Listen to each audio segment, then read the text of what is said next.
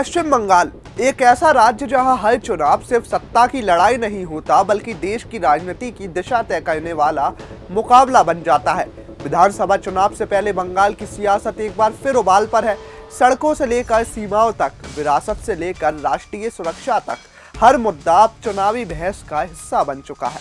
एक और केंद्रीय गृह मंत्री अमित शाह ममता बनर्जी सरकार पर घुसपैठ, भ्रष्टाचार और कुशासन को लेकर सीधे सीधे हमलावर हैं, तो दूसरी ओर कांग्रेस नेता अधीर रंजन चौधरी दिल्ली पहुंचकर प्रधानमंत्री नरेंद्र मोदी के सामने बंगाली प्रवासी मजदूरों की सुरक्षा का सवाल उठा रहे हैं। चुनावी साल में बंगाल अब सिर्फ एक राज्य नहीं बल्कि विचारधाराओं, आरोपों और जवाबी हमलों का सबसे बड़ा राजनीतिक रणक्षेत्र बन चुका है। चलिए सबसे पहले बात करते हैं अमित शाह के बंगाल दौरे की। दरअसल कोलकाता में प्रेस कॉन्फ्रेंस के दौरान केंद्रीय गृह मंत्री अमित शाह ने ममता बनर्जी सरकार पर सीधा और तीखा हमला बोला।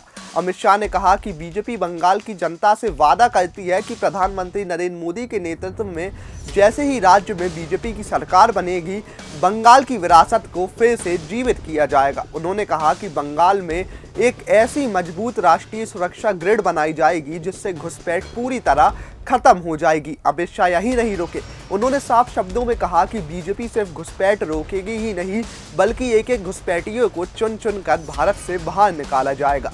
शाह का कहना था कि ऐसी व्यवस्था बनाई जाएगी कि इंसान छोड़ दीजिए, परिंदा भी घुसपैठ नहीं कर पाएगा। उन्होंने आरोप लगाया कि पश्चिम बंगाल सरकार बांग्लादेश सीमा पर बाड़ लगाने के लिए जमीन दे रही है। अमित शाह ने सवाल उठाया कि जब त्रिपुरा, असम, राजस्थान, पंजाब, जम्मू कश्मीर और गुजरात से घुसपैठिए रोकी जा सकती है तो बंगाल में ऐसा क्यों नहीं हो पा रहा।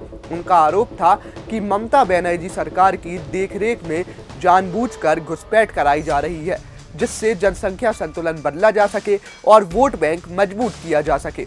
अमित शाह ने साफ कर दिया कि आने वाले विधानसभा चुनाव घुसपैठ रोकने और घुसपैठियों को बाहर करने के मुद्दे पर लड़ा जाएगा। गृह मंत्री ने इसे राष्ट्रीय सुरक्षा से जुड़ा मुद्दा बताया और कहा कि बंगाल सीमाओं से हो रही घुसपैठ पूरे देश के लिए खतरा है। इसके बाद अमित शाह ने ममता सरकार पर भ्रष्टाचार का भी गंभीर आरोप लगाया। उन्होंने कहा कि पिछले 14 साल से पश्चिम बंगाल डर और भ्रष्टाचार की पहचान बन चुका है। उनका कहना था कि पीएम मोदी की तमाम जन कल्याणी योजनाएं यहां टोल सिंडिकेट और भ्रष्टाचार की भेंट चढ़ चुकी है।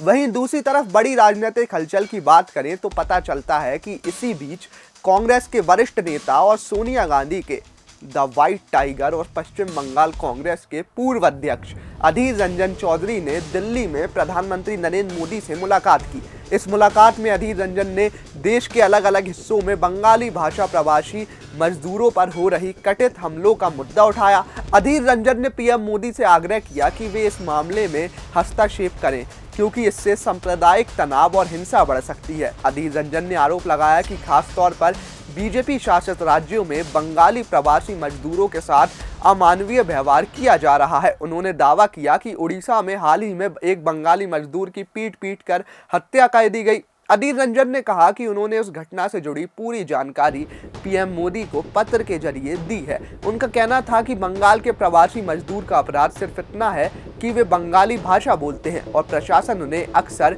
बांग्लादेशी घुसपैठिया समझ लेता है।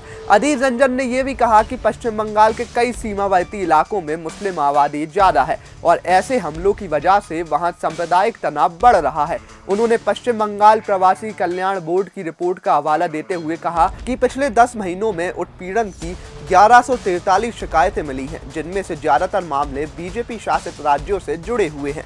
तो कुल मिलाकर देखा जाए तो पश्चिम बंगाल का चुनाव अब सिर्फ विकास बनाम भ्रष्टाचार नहीं रहा बल्कि घुसपैठ, राष्ट्रीय सुरक्षा, पहचान और प्रवासी मजदूरों की सुरक्षा जैसे मुद्दों का बड़ा राजनीतिक अखाड़ा बन चुका है। आने वाले महीनों में ये सियासी टकराव और तेज होने वाला है।